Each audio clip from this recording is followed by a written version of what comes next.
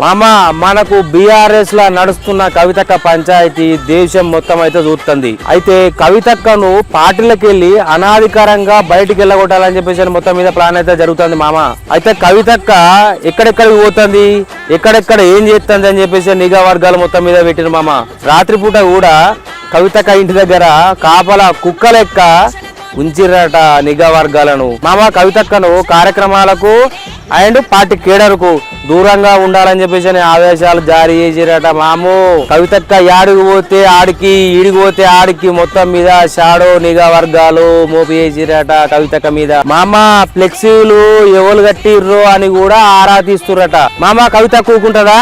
కొందరు ఉద్యమకారులతోని, కొందరు బీఆర్ఎస్ నాయకులతోని అక్క ఫోన్లా మంతనాలు జరుపుతుందట. రేపు పొద్దుగాల ఏం చేద్దామని చెప్పేసి అని కవితక్క ఎవరెవరితో మాట్లాడుతుందని చెప్పేసి అని కేటీఆర్ టీము మస్తు కోచింగ్ చేస్తున్నట, కానీ దొరుకుతలేదు మొత్తం మీద.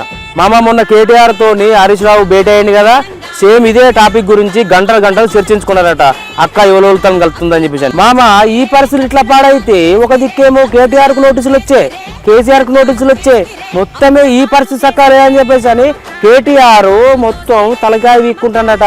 మరి కవితకి ఏం చేస్తుందో రేపు మాపు తెలుస్తుంది, బయట పెడుతుందా, చూస్తుందా, చేస్తుందా చూడాలి మనం ఇక.